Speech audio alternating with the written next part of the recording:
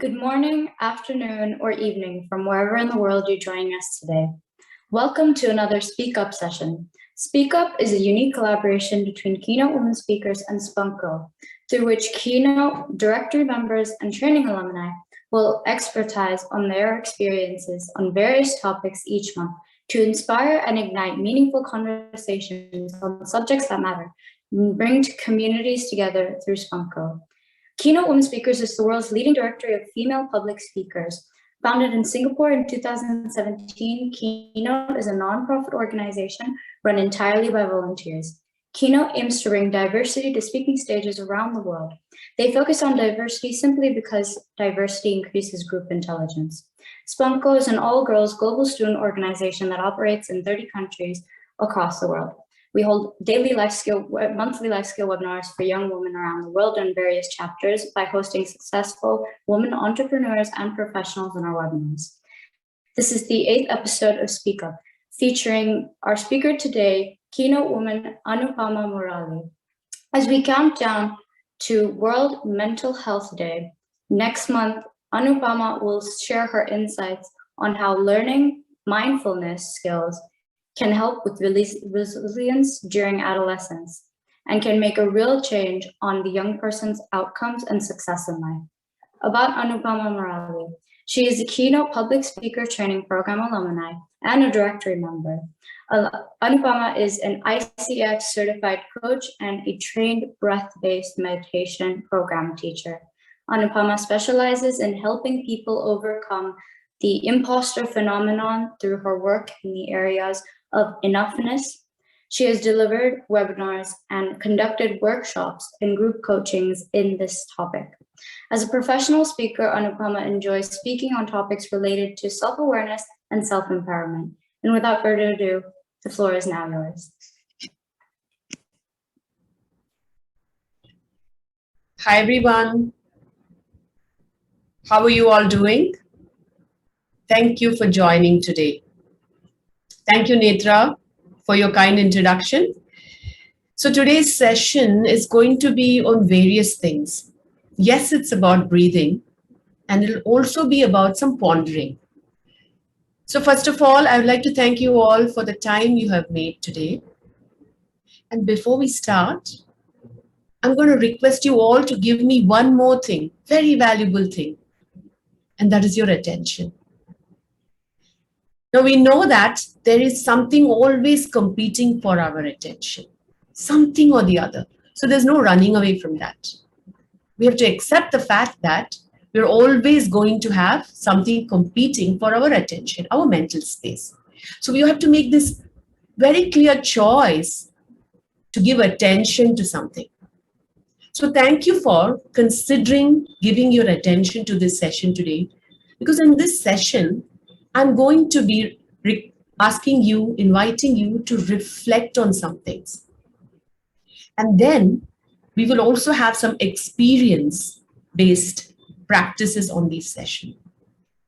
So the only way you would be able to get anything from this session is if you are attentive. And I fully understand you may need to be off camera and you may need to go off for a while if you need to, but as much as possible, be here, and thank you for that. So Netra introduced me as a breathwork meditation teacher, a coach, and a keynote speaker.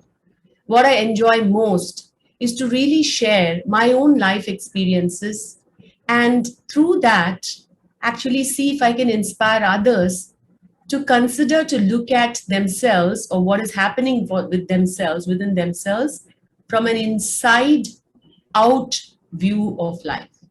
So this session is going to be exploring that. How are we going to do that? We're going to use polls. So I'm going to right up front tell you that there are going to be polls that you will need to participate in. And why am I telling you this? Not because I want to increase my interaction with you, because those polls are going to ask you some questions which will allow you to reflect about your own life so that you will be able to understand what is going to be shared later. So thank you again for interacting and sharing your thoughts using the poll. So now I'm going to go ahead and share something with you. And again, before I continue, thank you once again for your attention.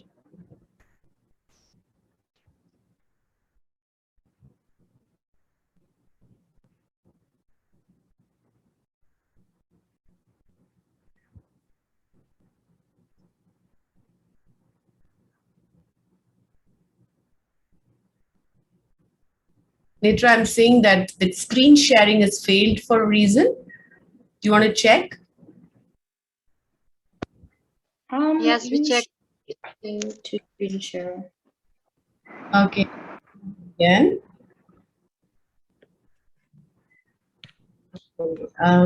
Yes. All right.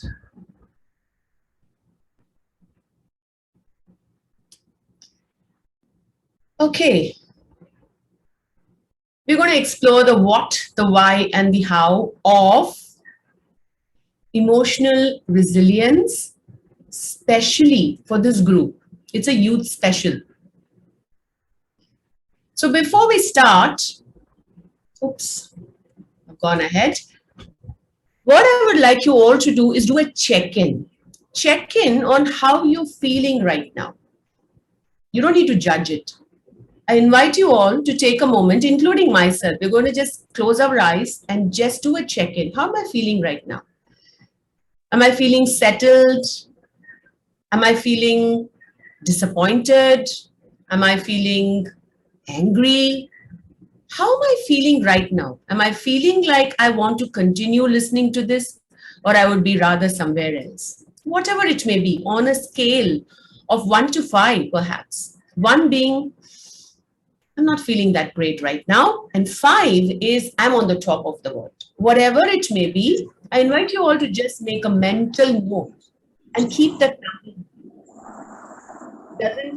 It can be any number, just keep that number with you. Good.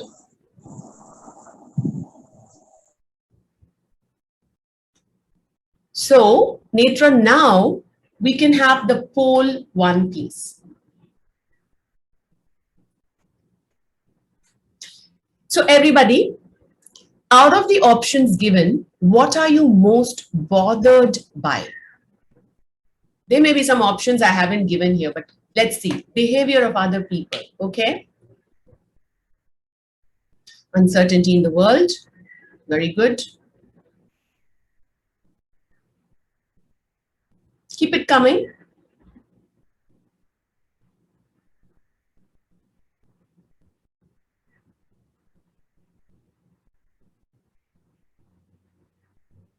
So COVID and people's behavior, the opinion thing is starting to move as well.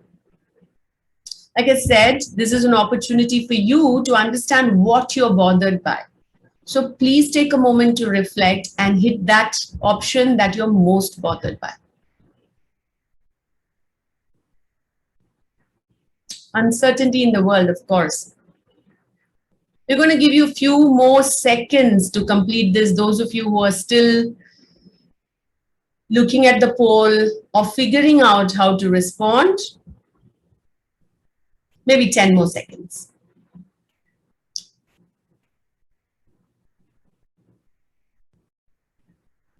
Okay, let's see what we have.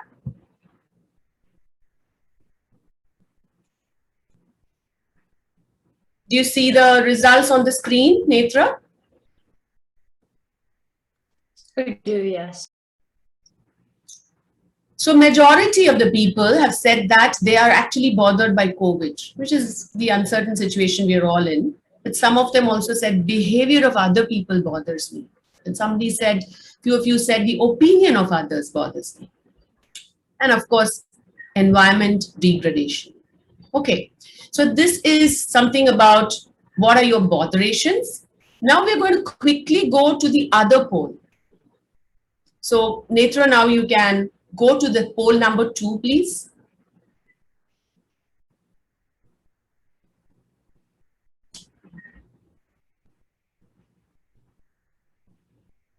Okay.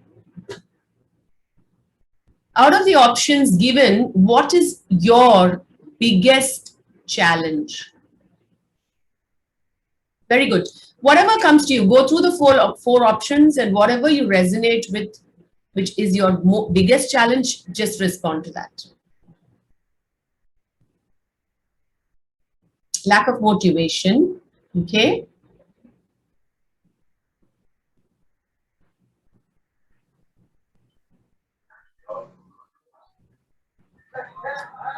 Twenty more seconds. Thank you all for taking that moment to reflect and share your thoughts.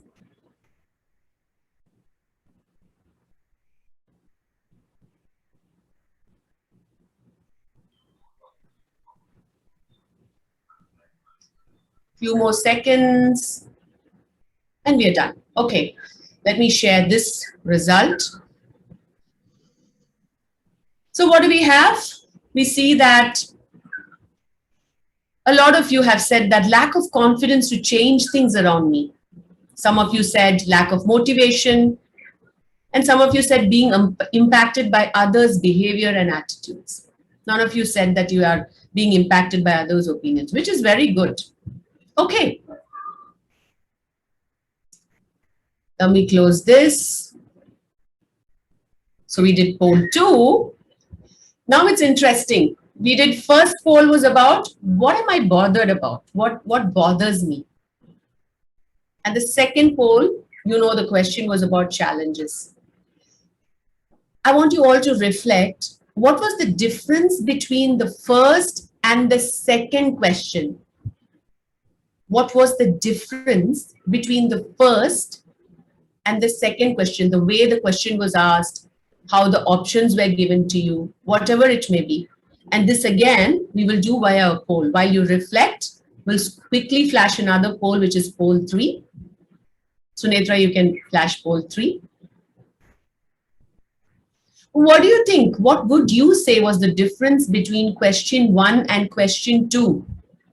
Okay, you couldn't participate. Some of you couldn't participate. Let's keep going. And this may take a little bit of effort for you to read and understand and respond. Let's see.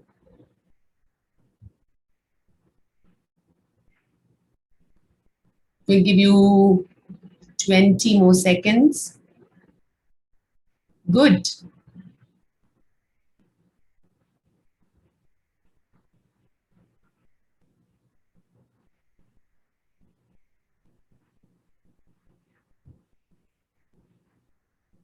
And we are almost done. I can still see people are responding, so I'm just going to wait. Okay. Now let's see what the results of this poll are. I'm going to share the results. So majority of you said, oh, the first one was about botheration. The second was about challenges.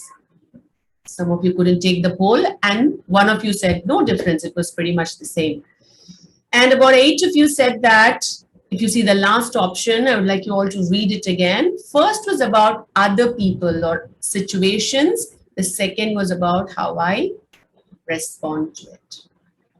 So what was the first one? So the correct answer, or closest to the correct answer, is option 4. The first question was, what are you bothered by? Oh, environment degradation. I'm bothered by others' opinion or behavior of others. The second was, what is my biggest challenge? How do I deal with it? How do I deal with the behavior of people? How do I deal with something which upsets me?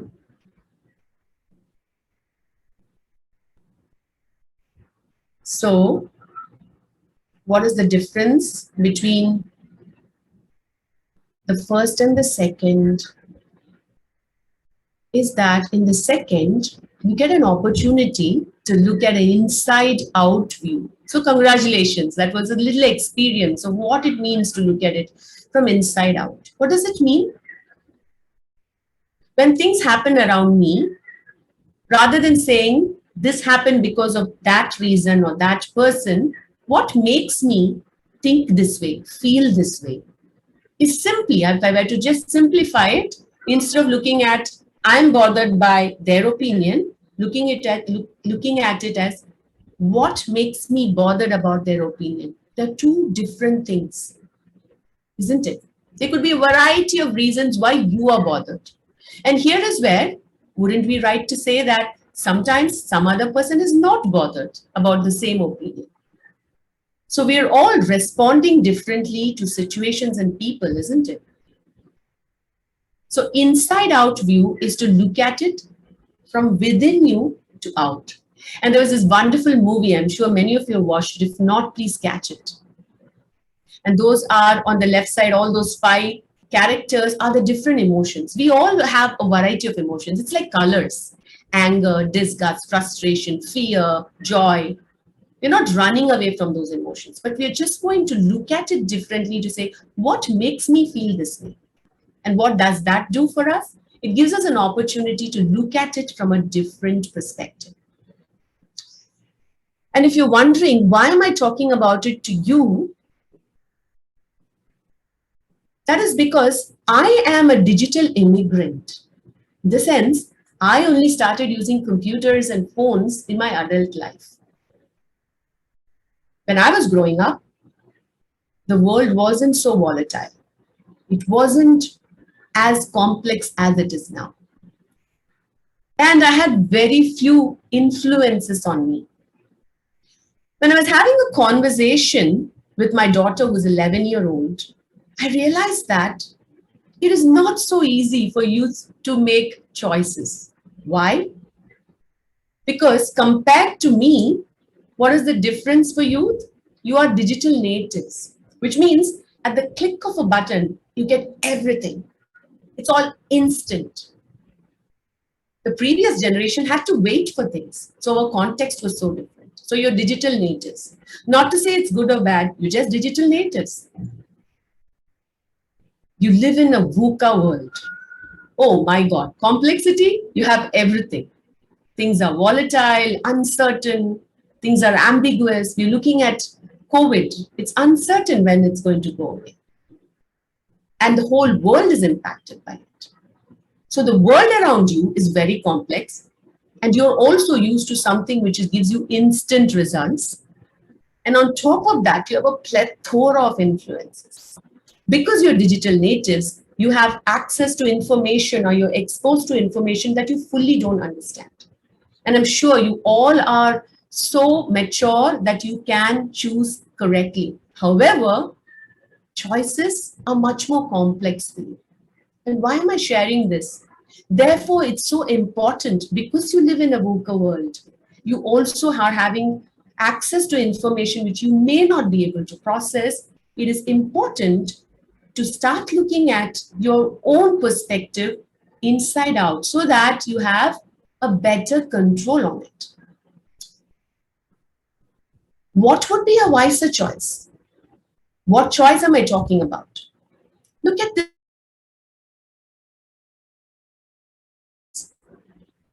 You have no control over COVID. You do not have a control over others' behavior. And neither can you change others' opinions.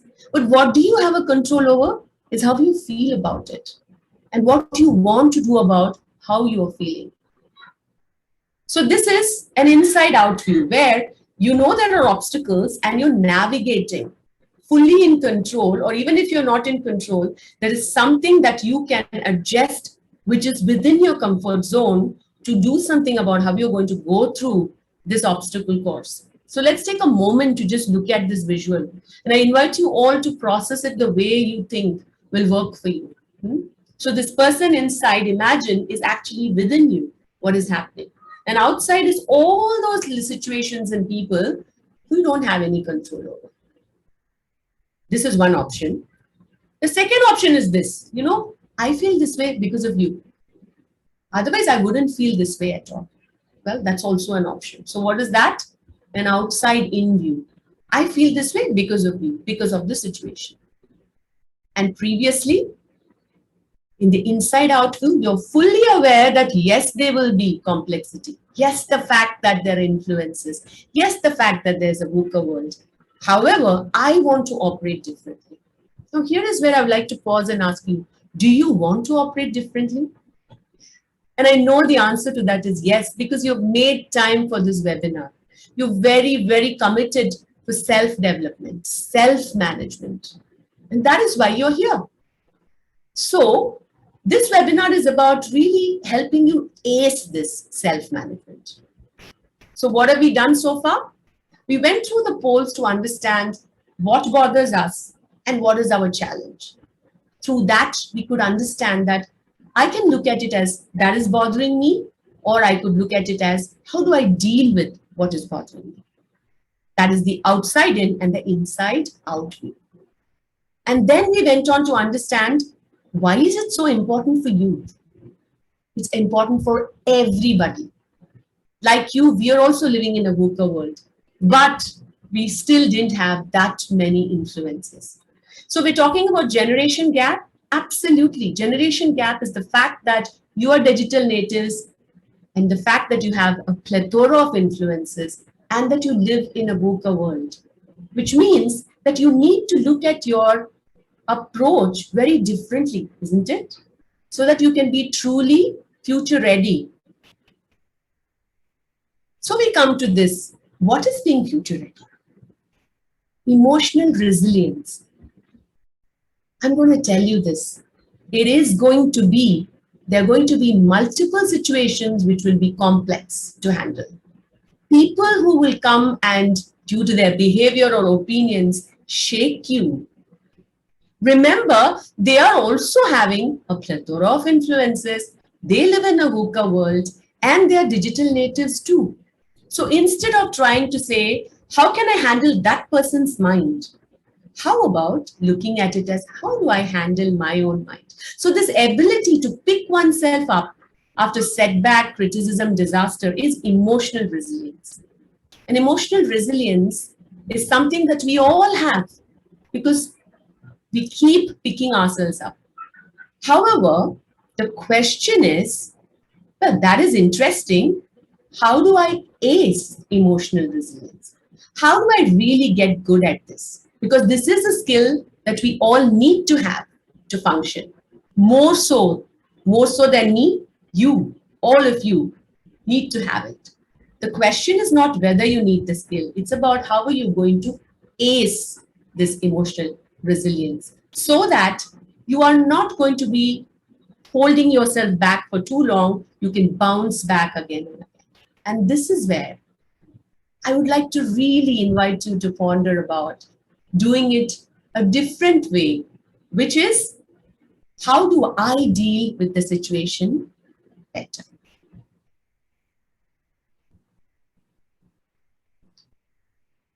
How do we do it? Work on your inner world. What is the inner world? The world within you. The dialogue that happens within you. This may be a little bit advanced for some of you. However, from the conversations I have had with youngsters, I know that this generation is already ready to receive it. And that is why you're here. So work on your inner world.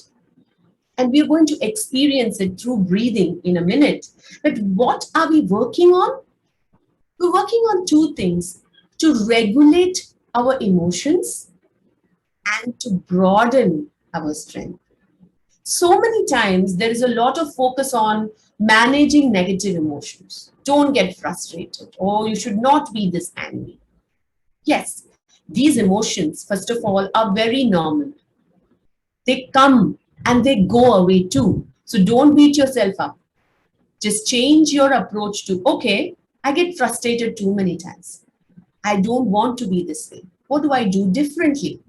That will allow you to regulate the emotions, whatever those emotions are, which are not conducive for you. The second thing that we don't do enough is we do not really broaden our strength. There are so many times you experience positive emotions. When you have accomplishment, for example, you get something done, you feel good about it, isn't it? That's a positive emotion. Do you really build on and broaden it?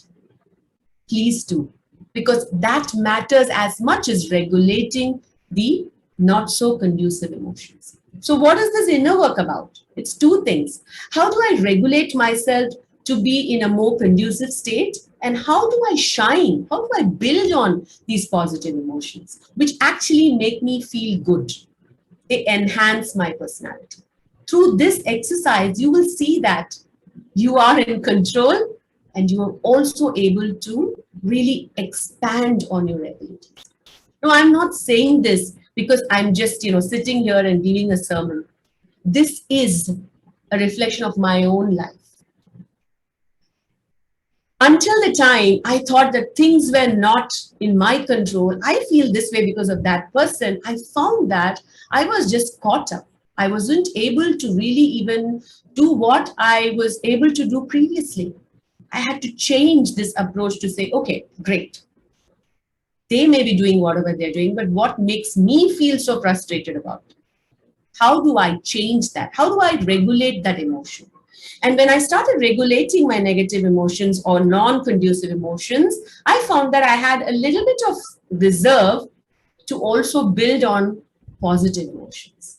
And together, I started noticing a lot of things changing around me. So the situation started changing because my approach to that was different. So that is the advantage of this. So it's even beyond emotional resilience, I would say. Emotional resilience, you will get very good at. It's going to the next level, beyond emotional resilience, and really looking at how you can look inward to adjust whatever is happening around you. All this was about, if you're thinking it's all conceptual, how do I do it? The secret is right under your nose. How many of you knew that just by breathing, you can enhance your emotional resilience and emotional agility? Agility is the flexibility. In a VUCA world, we need to be flexible, isn't it? VUCA, again, is that volatile world, which is changing, which is uncertain. We've had to go from doing things physically to virtually, isn't it? That is flexibility. And we'll continue to need to be flexible. So both these aspects, resilience and agility, can actually be powered by just breathing. Because breathing, the right breathing, allows us to pause. Slow down. And we are not slowing down because we can't deal with the situation. We're slowing down so that we can deal with things better. So it's a conscious effort to slow down so that we can soar high. So I invite you all to look at your own breath differently after this session, because the power of the breath is not being tapped. And the reason I say this is not because, I saw some pictures or it was just my life experience, and that's why I'm saying this. There is enough science to back this. What really happens when we start to pay attention to our breath is that our capability to rest and digest enhances, because breathing is connected to a part of our nervous system which is connected to rest and digest. We all know that rest brings you energy. Digestion is not only the physical digestion of food, but actually processing what is happening around you. So by breathing, we can enhance our ability of the parasympathetic nervous system. Two nervous systems that I want to talk about at a very high level is, one is the sympathetic nervous system, the other is the parasympathetic nervous system. Sympathetic nervous system is like the fight or flight response. Somebody says this, I will retort this way. Somebody does that, I will run away from here. That is the fight or flight syndrome. We are all doing that. We don't have an escape from that. But on the other hand, the parasympathetic nervous system is the rest and digest. Rest and digest is pivotal for our growth. So breathing is connected to the parasympathetic nervous system. So I'll let you ponder. There is science behind the breath. The science of breath is, it is connected to something which can only be triggered when you breathe properly. So now we will explore the secret further. We will do some breathing. I can't see most of you, you're all off camera, but I'm sure you're all listening and you want to experience this on your own. So what will we do? Let's breathe. Now, if you're wondering, I breathe already. Of course you breathe already. but we're going to look at breathing consciously, giving it a little bit more attention. And I would even say a little bit more respect. So how are we going to do that? Spine straight and relax. So sit up wherever you are, whether you're on the floor or on the chair, sit up. And when I say spine straight, it's not a very stiff spine. It's a relaxed spine, but spine is erect. Now, this is important. If you're going to be slouching, it won't work. So you need to sit up. Your spine has to be straight. Second is, I'm going to invite you to keep your palms open to the sky. And I'll give you a very simple reason why. When we want to receive something from anyone, how do we receive it? Do we receive it like this? Or do we receive it like this? We receive like this, right? So this is about receiving something, which is nothing but energy, clarity, whatever it may be. So open your palms to receive it. And the third thing is, we want to keep our attention inside of us. So the simplest way to do that is to keep your eyes closed. So spine erect, palms open to the sky, eyes closed. And we're going to do some simple breathing. Before I start, I'm going to even tell you how we're going to do it so that you're not confused while we are breathing. We're going to breathe like a box. We're going to draw a box with our breath. It's called box breathing. Some of you may know this already. So for 4 counts, we'll breathe in, simple, normal breath. 4 counts, you will hold the breath. So imagine there's a box. You're drawing a line, 4 counts breathing in. Then 4 counts, you're just going to hold your breath. And 4 counts, you're going to let the breath go. And again, 4 counts, you will hold the breath. Like you're drawing a box with your breath. And I will do the counting for you. You'll simply relax and we'll see how it goes. So palms open to the sky, spine erect, eyes closed. Let's just take a normal breath in and let go.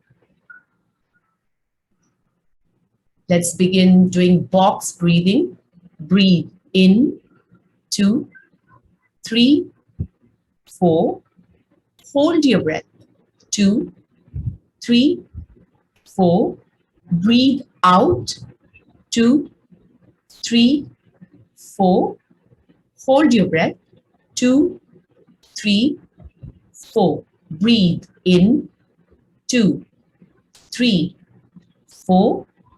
Hold. 2, 3, 4. Breathe out. 2, 3, 4. Out. 2, 3, 4. Breathe in. Very good. 2, 3, 4. Hold your breath. 2, 3, 4. Breathe out. 2, 3, 4. Hold. 2, 3, 4. Breathe in. 2, 3, 4. Hold. 2, 3, 4. Out. 2, 3, 4. Hold. 2, 3, 4. Breathe in. Continue. 2, 3, 4. Hold. 2, 3, 4. Out. 2, 3, 4. Hold. 2, 3, 4. Breathe in and smile. 2, 3, 4. Hold. 2, 3, 4. Out. 2, 3, 4. Hold. 2, 3, 4. 2 more times. In. 2, 3, 4. Hold. 2, 3, 4. Out. 2, 3, 4. Hold. 2, 3, 4. Last time. In. 2, 3, 4. Hold. 2, 3, 4. Out. 2, 3, 4. Hold. 2, 3, 4. Continue to keep your eyes closed now. Palms are still open to the sky. allow yourself to keep your attention inside of you. If it is too strange, it's okay. Learning to be with your own thoughts, your emotions, and observe them is a life skill. You're just building it. Continue to keep your eyes closed. And simply you may just observe your breath. What is observing the breath? Every time we breathe in, the abdomen will expand. Just observe the movement. And every time you breathe out, it'll contract on its own. Breathe in. Breathe out. One more time, breathing in, observe the movement in the abdomen. And as you breathe out, relax.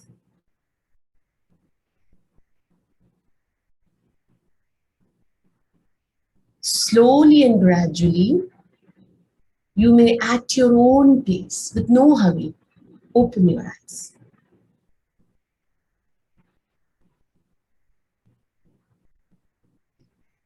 So that was an experience of what it means to breathe consciously. You're all breathing in all the time because breath is life. But the breath and the mind are connected beautifully. The best analogy I can give you for that is like a kite and a string. Imagine a kite. A kite is flying in the air, right? And in order to maneuver the kite, what do you need to use? The string. Sometimes the kite will go and get stuck on a branch or something. Even there, you have to maneuver the string skillfully to get the kite out. Similarly, our mind and our breath is connected so beautifully. By just breathing consciously, we give an opportunity for our mind to slow down. And that slowing down allows us to see things differently. It is the key to an inside-out view of life. So if you want to unlock this ability to look at things inside out, then the key is your breath. And how do you use it? We experienced it today. This is the simplest way, but there are so many other breathing techniques you can learn as well. For today's purpose, I really would like you all to open up to this idea of slowing down to soar high and using your breath more consciously. And why are you doing that? So that you can be more emotionally resilient and emotionally agile. So with that, I am done with what I wanted to share with you all.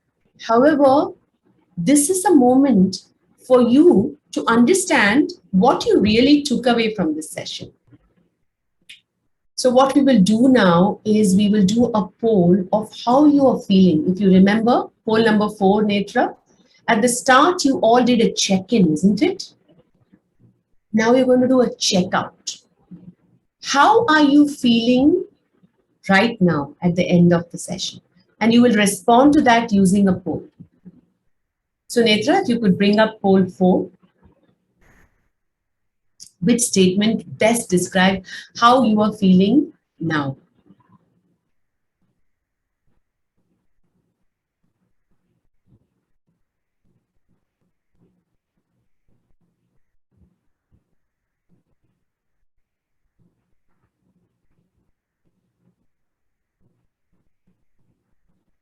We'll give you 10 to 15 more seconds. Keep it going.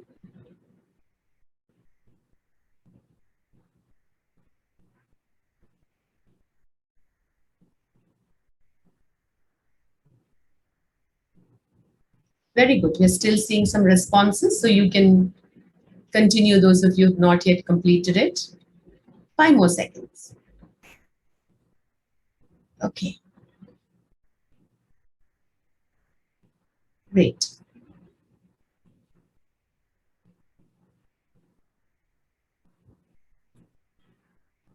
So as you can see, most of you said, I feel much better than I was at the start of the session.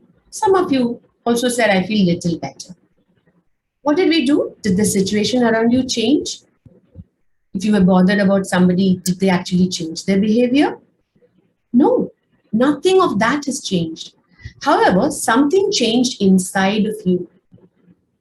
Those of you who fully participated in the breath work, what you just did is that you gave an opportunity for your parasympathetic nervous system to function well. And the science says that it will do its job. So what do you have to do? Breath is so tangible. You just have to breathe and the parasympathetic nervous system will do its job of giving you something back to be more resilient and agile. So well done on participating, well done on reflecting. There's one more thing that we will do is, what did you learn from today's session? Also via a poll, so that again, it is for you to remember, what is it that what did I take away from today's session? So that's the last poll. And this time you can do multiple choices. This is the fourth poll again. Yeah, thank you, Netra. So what did you learn? Click all that apply. What did you learn today?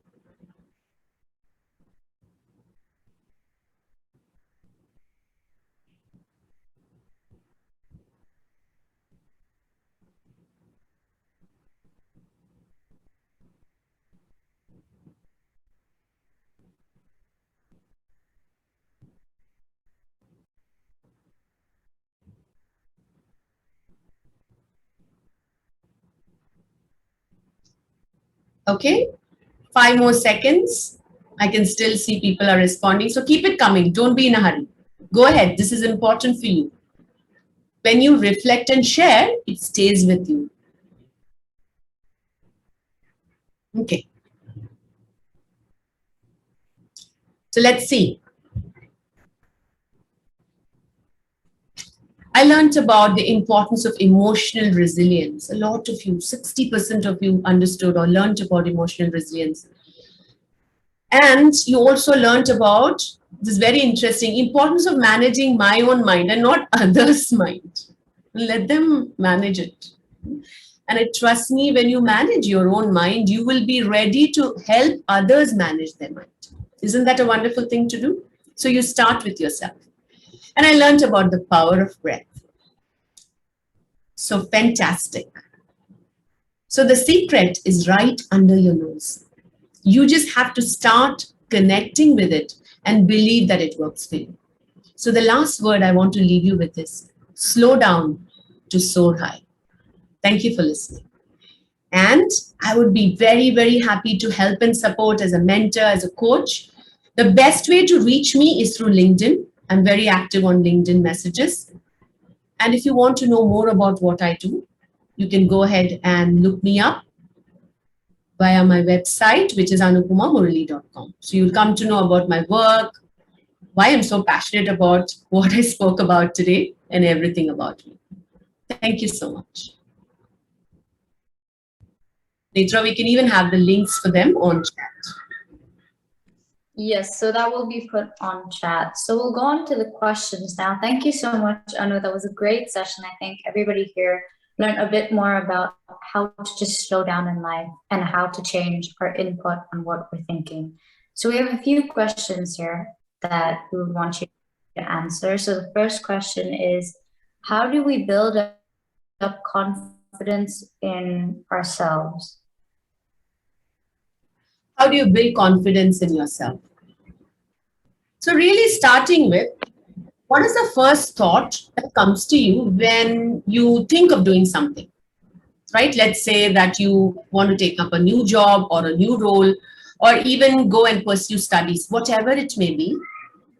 What is stopping you from doing that? If you ask yourself that question, saying, what is stopping me? Is it fear of failure? Is it others' opinions? Is it my previous experience? First and foremost is for us to understand ourselves, saying, what is stopping me? Now, this question is such a personal question. What is stopping you may not be stopping someone else. So that is why I said inside out, right? So what is stopping me? Are you willing to look at what is stopping you? If yes, that's where you start. So journaling or writing down is a good way. So what is stopping me from doing this? Oh, I have a fear of failure. Then you need to slightly go further to say, what am I fearing about? Right? So really allowing yourself to ask questions to yourself. That is a very good way. That's one way. Secondly, if you have a mentor, work with your mentor to find out what they would say to you. A mentor can give you advice for improving your confidence.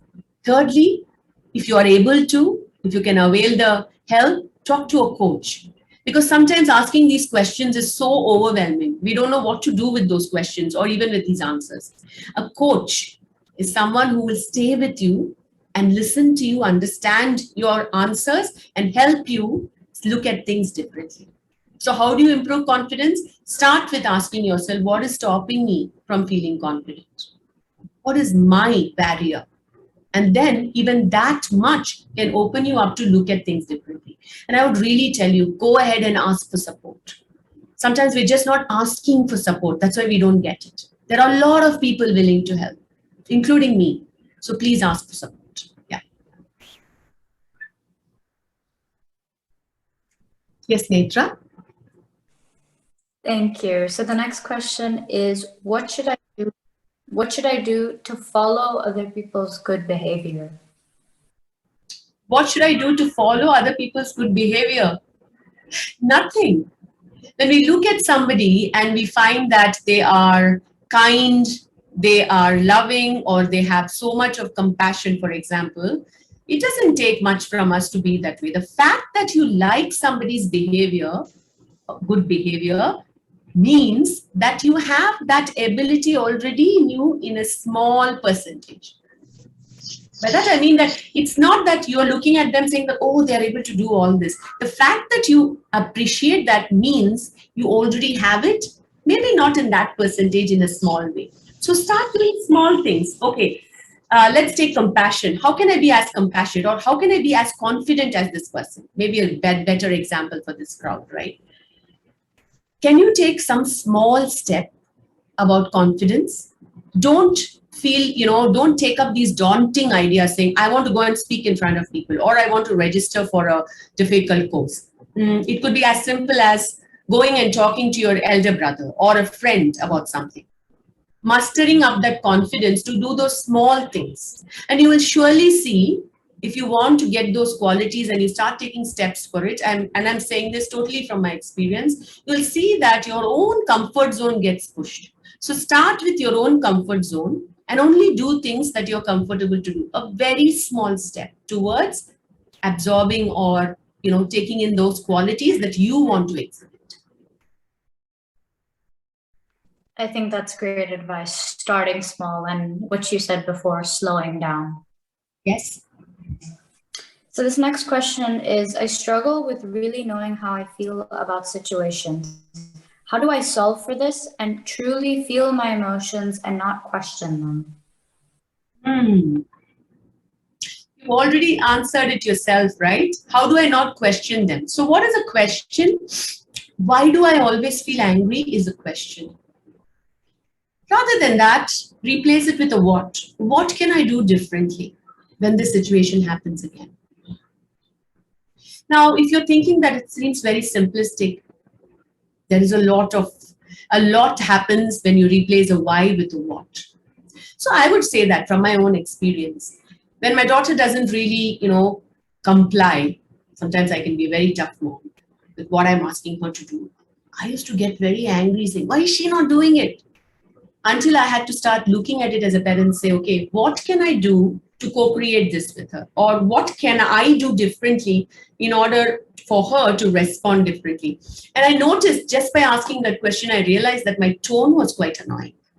Then I had to switch my tone. So what did I do there? Instead of saying, why is she not doing it? Or why am I not able to get her to do it? I switched to, what can I do differently so that she can respond differently? So that allowed me to get an idea. So I really invite you all to move from whys. Of course, you have to find your why, that don't get confused with that. But when it comes to emotions, why am I feeling this way? Maybe you don't want to go in that path. You may start inviting saying, what can I do differently so that I may not be feeling this way? Or how might I feel if I do things differently? Give yourself an opportunity to experiment and see for yourself. Yeah, Netra. Okay. This question here is from Regina. So she says, or whatever, how do I solve this truly disturbs my emotions and not question them? I struggle knowing how I feel about situations. I think this question is pretty similar to the previous that. Yes. question. So just for everybody's benefit, I'll just repeat that.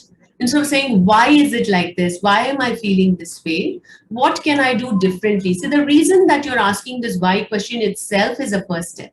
So many times people are not asking. They're happy to be feeling the way they feel. The fact that you want to change it allows you and gives you an opportunity to move from why to what. So ask yourself, what can I do differently the next time this happens? All of us have triggers. For me, the trigger is I realized that when I'm driving and I can't find the way, something snaps within me. I can't function properly. I get really upset. The moment I realize that's a trigger for me, when I drive now, I know that if when I lose the way, I'm going to lose my cool. I say, okay, I started thinking, what can I do differently? You know what I came up with? Take a few deep breaths when I lose my way. And that has helped me so much. So what did I do? Rather than saying, why is this happening to me? I said, okay, what can I do differently when this happens again?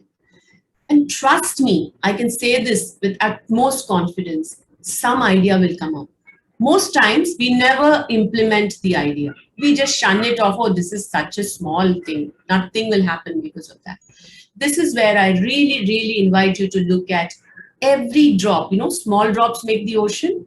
Every drop matters. So if you get an idea, please implement it, experiment it, and see for yourself.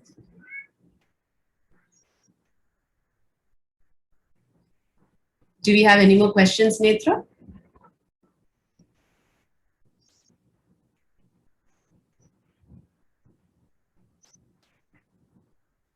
Sorry, you were breaking up a bit there. Could you repeat what you said? Oh, did I break up? A bit, yes. Okay, what I said towards the end is that when we move from why to what, which is why am I feeling this way, to what can I do differently, you will see for yourself that small ideas will start coming up in your mind. And please take those ideas and put them, experiment them, rather than just shunning them away as small or meaningless. Every idea that comes from the what can I do differently is worth pursuing. That's what I said.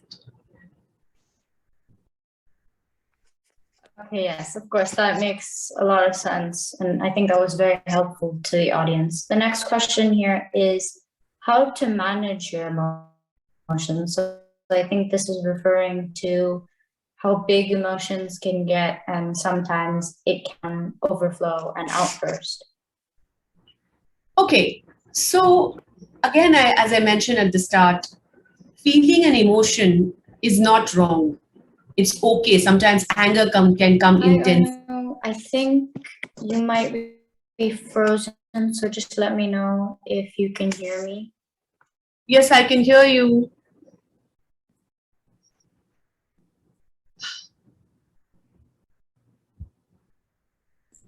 I can hear you too, Anu. Yeah. You're not frozen. I think she's okay on the side. Netra? Netra? Actually, I was also your Netra well. Yeah.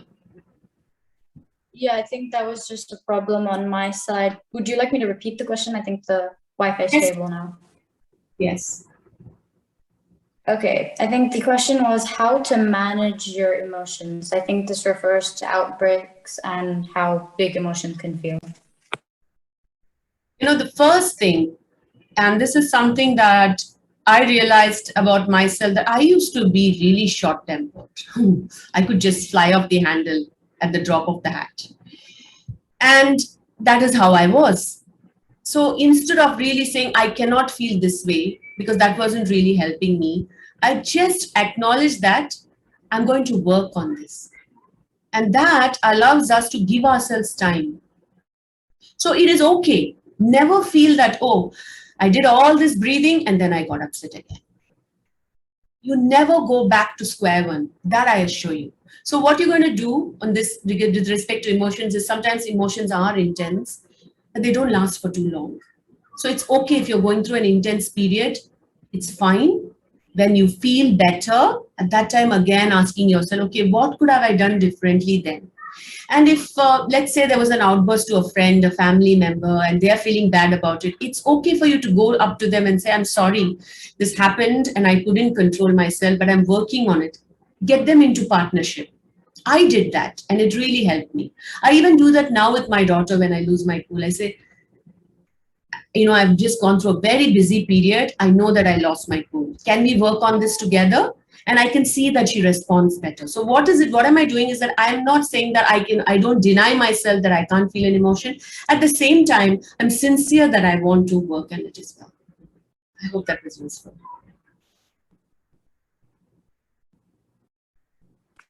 Yeah, I think that answered the question perfectly. The next question here is how to deal with situations that are stopping us to do something big in our life.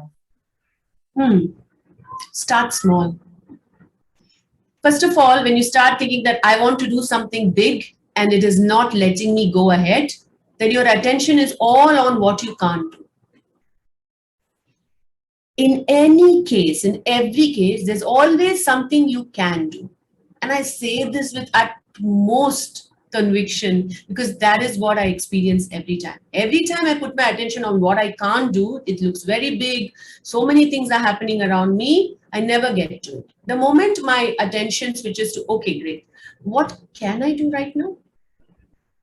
And that can be the smallest step. Let's say giving a call to your friend and talking about that big thing that you want to do. That counts as a step because you've taken a step towards it. So the importance of taking action, the smallest step, cannot be stressed more. It works every single time. I want to share with you all. Recently, this AnupamaMurali.com, the website I just shared, last week it wasn't there. I had not even started. But I started doing these shells in a box, right? I wasn't able to make progress on it. And I decided that every time I take an action, I'll put a shell into this box so that visually I can see it. And what were these actions? Simply going and looking up online as some sample websites that I like.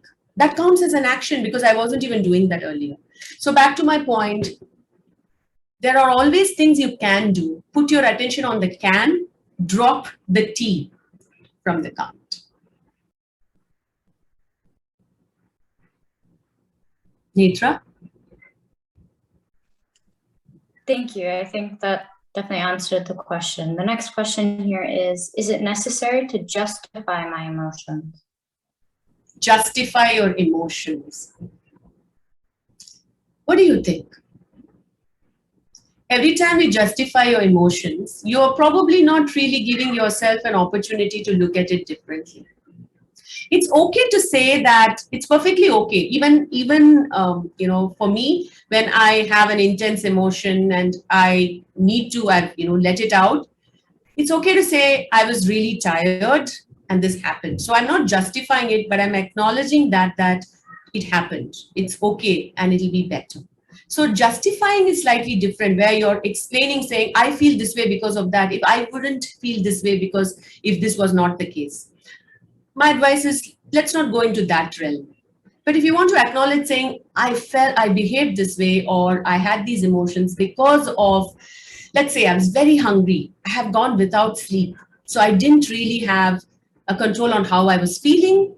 That is okay. That's an acknowledgement that gives you an opportunity to start doing things differently, isn't it? If you recognize that you are always, when you're knackered, you behave a certain way, that is an indication that you need to improve on your rest. So that comes from the same question, what can I do differently? So justification to the extent of recognizing what may have led you to behave that way is useful for you.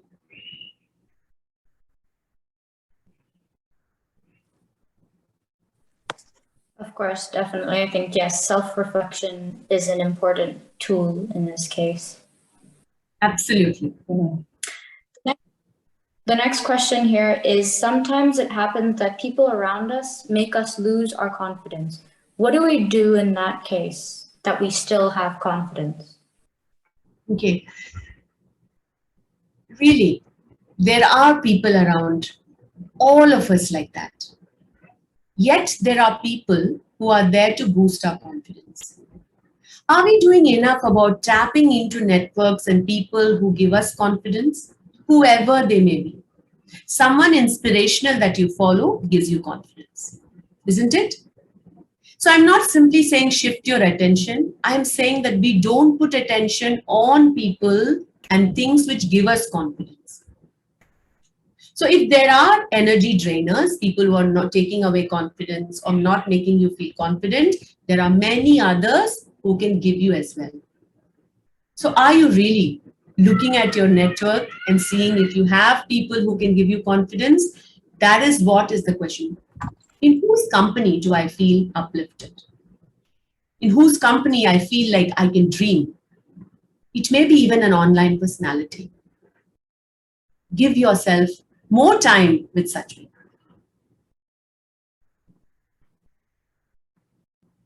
Yeah.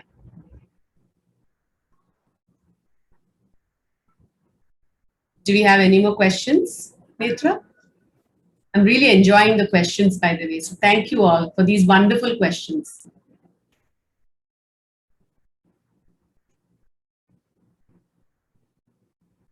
Binu, is Netra around? I'm so sorry, Anu, but my Wi-Fi is horrible today, so it does lag a bit. Do tell me if you can hear me or not. I can hear you now. Okay, Yeah. great. All right, okay. So the next question here is how to deal with a situation where sometimes I want to achieve many things in life, but I don't want to work for it. And I want these things in my life without working for it. Look at the question. I know it is difficult. It can be daunting to work hard. And I'm not going to say there is no other escape than working hard, which is the truth. Again, I would come back to starting small. I coach a lot of people who come to me saying that I know I have to do things differently, but I just can't. And what I have noticed is that the moment they change that approach to saying, I can't, to let me do what I can. Let's say that you wanted to, make sure your house is spick and span, as an example. And just the fact that it is so messy daunts you. You will not do it. You want to achieve it, but you don't want to work hard for it. The only way your brain will rewire and get anything done is if you do something. So you can even start with in front of the mirror saying, I'm going to clean my house. You're not taking any action, but you're saying it. What really happens when we start saying things, seeing things happen, which is like, first you say it, then you close your eyes and visualize that your room is cleaned up. And then you also take the smallest action, which could be just keeping the newspapers away in a pile, not leave them around, or putting the dishes away. And that's it, nothing more than that. What happens there is you're just lighting up the neural pathway for this to become a habit. I'm not going to go into that neuroscience, but this is really what happens. So there's no escape from taking action. You're finding action too daunting, start with saying it, seeing it, visualizing, and taking the smallest step that you can. Slowly and surely, you'll find that you are willing to do more. Again, dropping the T, moving from can't to can, even if it is the smallest, is the way, because without taking action, the goals will not manifest. I definitely agree with what you're saying. I think we do take that small step in life and we take it for granted. So I think, again, with the slowing down and taking every little opportunity. This next question here is from a university student in Pakistan. I have a question that if you're feeling down because you're thinking about your past, and if it gets worse and it interferes your future and present living and you can't keep up with everything, what can you do? And this is where I was saying that this is again emotional resilience. What is resilience, as we spoke about, is that ability to bounce back. Yes, there was a setback. Yes, there was criticism, a life event which has pulled you back. However, you're here because you want to bounce back, isn't it? So one of the things I would say is breathing. Please start doing more breath work. Learn to breathe in different ways so that you can really slow down and enhance your ability. And you will find that just that doing that itself, you will find that something is changing within you. You feel more ready to meet people or take any action. So you'll have to make this conscious effort to slow down with breathing. What is that doing? Slowing down so that you can think differently. You can process the situation differently. Your future is made in the present. The future is made in our present. If we want the future to be different, we need to do something differently in the present. And there is no other way. At the same time, if that daunts you, I would say do two things. Before you even go to what you can do, first work on yourself by slowing down with breathing. Improve your emotional resilience and how you're processing that event or that situation in your life. And through that, once you do that, you'll see that you're willing to take some small action. And I'm stressing this again only because a lot of time my coaches don't take the action thinking it is so insignificant. What will that do? It does a lot. What it does is that it lights up a certain neuron in your brain to want to progress. So is that worth it? Absolutely. So slow down, process your whatever you're going through. And secondly, whatever actions come to you, start taking them. And you will see surely that possibilities will open up for you when you go on this path. Small actions have the biggest impacts in this case. Yes. Our next question here is, how can someone stop overthinking? Firstly, you already recognize that you're overthinking, isn't it? Now, I can't tell you what more about self-awareness than, this question itself shows that you're self-aware. The fact that you know that you're overthinking means you are ready to be able to do something differently. It all starts with self-awareness. So you're already self-aware that you're overthinking. So what can you do?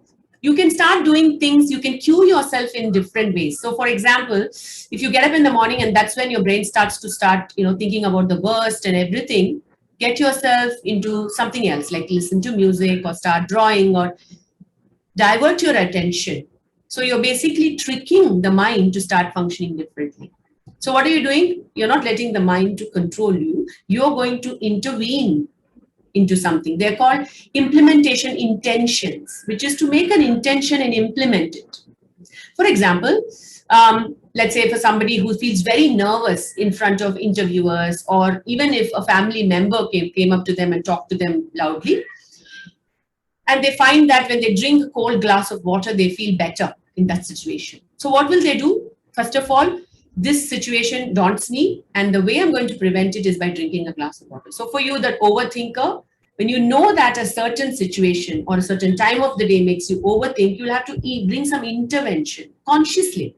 Drinking water, going for a walk, talking to your friend, not about that overthinking thing, but something else, so that you can see whether you're being able to trick it. It works. So have implementation intentions. Find those implementation intentions and make them, action them, so that you can trick it to function differently. It's a slow process, but it works. So one of the things with self-awareness, the key is patience and perseverance. I assure you that it works. You will see that with time that you're functioning totally differently. However, patience and perseverance is very, very important. That was great advice, I have to say. I think that even helps me as a person, and a lot of people go through this. The next question here is a little bit of a scientific one. Can overthinking affect sleep? Yes. In overthinking, you're on an overdrive in terms of thoughts, right? So when you go to bed as well, those thoughts haven't ceased. I have times when I overthink, I find that my sleep gets impacted after being so conscious.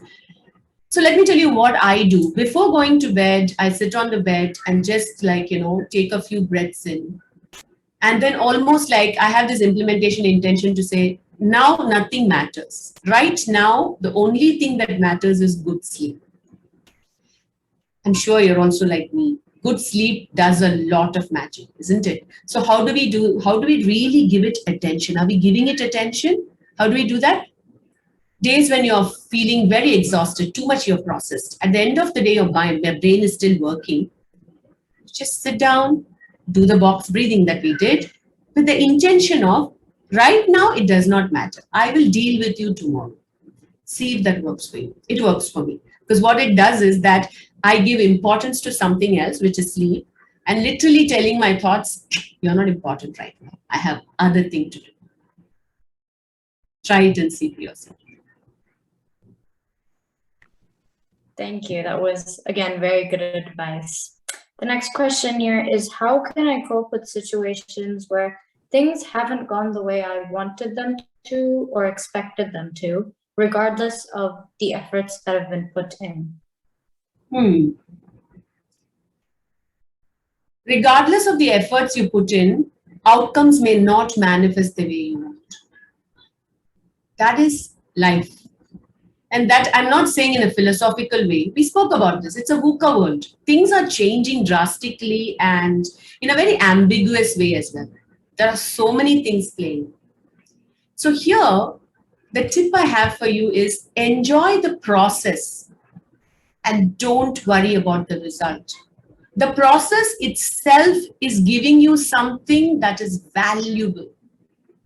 You're getting better at what you do. Maybe you're getting better at communication, you're getting better at how you write things, or even you being more self-aware. If you're into physical activity, you're already getting better in terms of your physical form. So the process itself has given you something. So this is this process mindset. What is process mindset? Not worrying about the outcome, but just the process. What do I have to do? I have to work on these things. And when you don't get to that outcome, pause there and say, okay, what happened for me in this process though? And I'm sure there will be something there already for you. So don't put all your eggs in that outcome. Outcomes will come as well. Shift to a process mindset. And that itself is a beautiful way of looking at results. I hope that was not too cryptic, Netra. You can tell me if that made sense. No, definitely. I think that's a very important fact there. And so that was our last question. I don't think there are any more questions coming in. So if you have any last words you would like to say to the audience. Yeah, I just want to really, reiterate this beautiful experience of this inside out experience that can give us so much to manage ourselves. So as you have taken away managing your mind and others' mind, learning to breathe and learning to really tap into the power of the breath. I would say it's a tip of the iceberg. Today I've just nudged you to it. So look around you, see, who you can tap into to learn more and really make it a part of your life. Slow down to soar high. Thank you, Netra. And thank you everybody for your attention.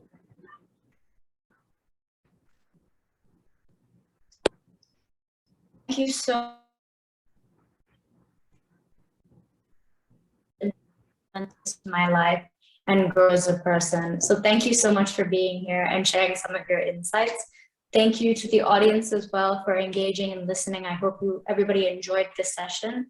If you need any more details, do visit our website, www.spunkgo.com, and our lovely partner, KeyNote, www.keynotewomenspeakers.com. Thank you, everyone, and good day. Thank you, everybody. Have a good day.